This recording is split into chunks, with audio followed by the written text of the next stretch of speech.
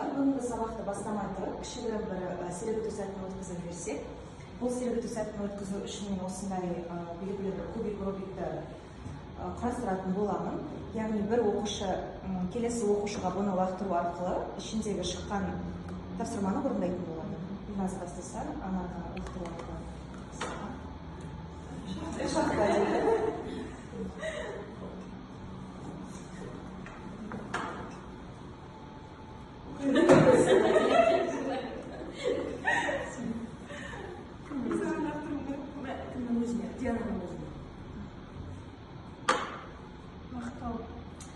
Диана, сабаққа дейінгі бүкіл сабақтардың өзінің соңында келе жатырсың.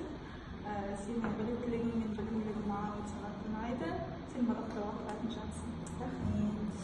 Бөлінеді. Яғни бұл біздерде баяу жүретін реакциялар, жылдам жүретін реакциялар және де мұқият бақылаудағы жылдамдықпен жүретін реакциялар. Жалпы химиялық реакциялардың жылдамдығын химияның қай саласы зерттейді деп ойлайсыздар? Дұрыс. Химиялық кинетика саласы зерттейді.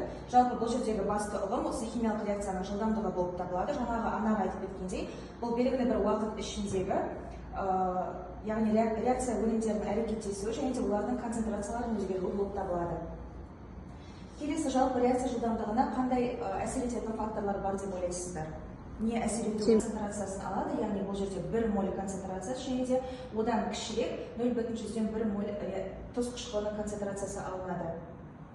Жалпы біз білеміз, реакция жылдамдығына концентрациясының маңызы өте зор екен, яғни жақсы әсер ететін, және де бұл кинетикалық теория жағынан қараған кезде химиялық әрекеттесу бөлшектердің соқтығысу нәтижесіне жүретін жаңағыда айтып кеткен болатынбыз бағанада.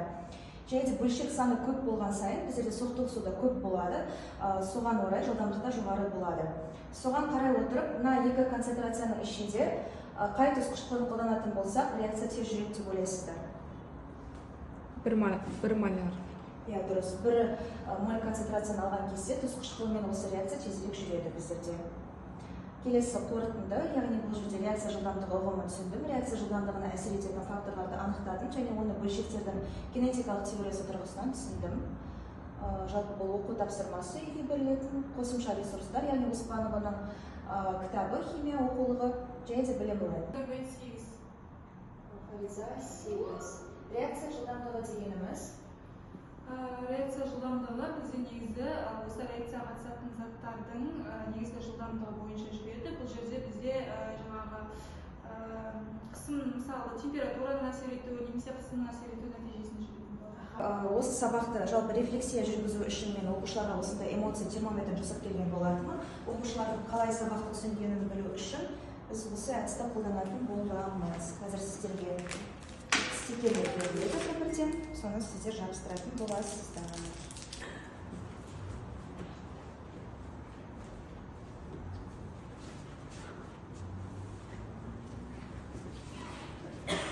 Саламатсыз ба тыңдаушылар, бүгінгі біздің тақырыбымыз аммиак, аммиактың алынуы және 17-ші зертханалық тәжірибе аммиак молекуласының модель болып табылады. Біздің негізі оқудың мақсатына келетін болсақ, аммиактың молекулалық, электрондық және құрылымдық формуласын түсіну. Бізде аммиак молекуласының құрылысы сіздер осы уақытқа дейін білесіздер деп ойлаймын, және де бұны қайталап өтуге мен барынша тырысатын боламын. Бұл жерде негізі білесіздер, аммиактың формуласы NH3. Және бізде бұл дегеніміз азот атомынан және 3 сутек атомынан тұрады деген сөз. Осы атомдардың негізі бірігу барысында және бізде сіздер білесіздер, сутек негізі бір ғана атомнан тұрады, ал бізде қалғаны осы жаңағы азоттың негізгі 3 атомның бірігу нәтижесінде бізде аммиак пайда болады. Бір-біріне байланыстырып көрсетуімізге болады.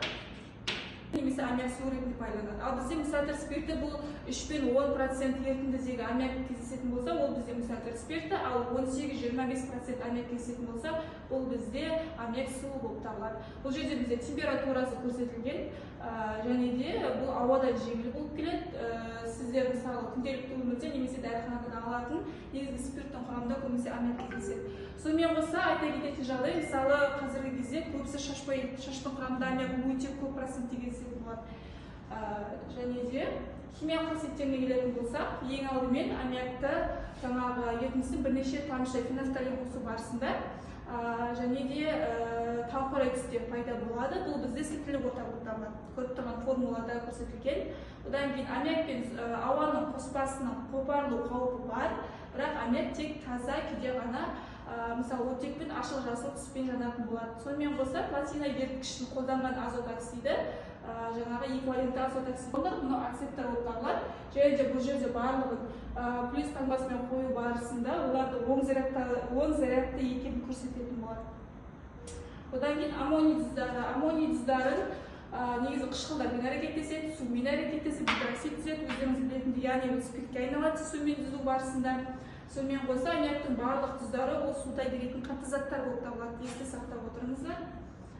Қолданылуы аммиак негізі газ ретінде өткір иісті, сұйық аммиактың булану кезінде көп жылу сіңіріледі.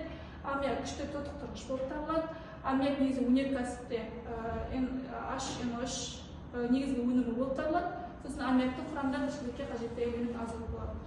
Кәдімгі негізі үй жағдайында да мысалы бірдеңе қолданып пісіретін жағдайда да көбінесе біздің тұтынатын заттарымыздың құрамында аммиак өте көп кездеседі.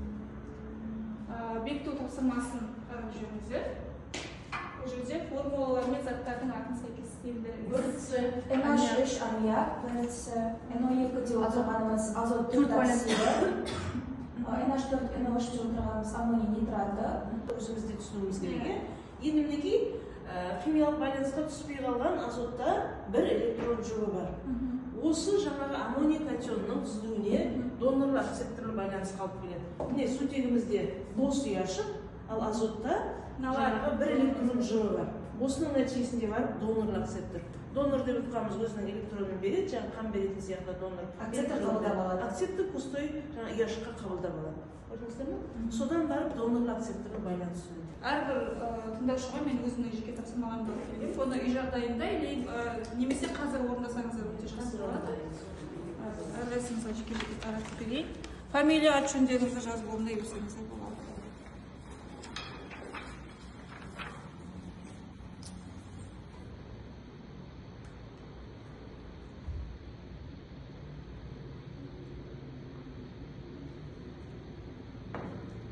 Бүгінгі оқудың мақсаты кристалл тор типтері және байланыс түрлері әртүрлі процесстардың қасиеттерін болжау.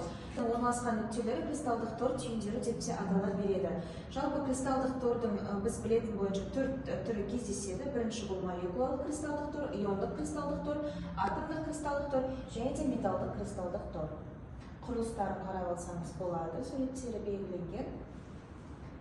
Келесі жалпы иондық кристалдық тор туралы айтатын болсақ, бұл жерде тор түйіндерінде біздер иондар орналасады, яғни бұл жерде натрий плюс ионы орналасса, бұл жерде хлор минус ионы орналасқан.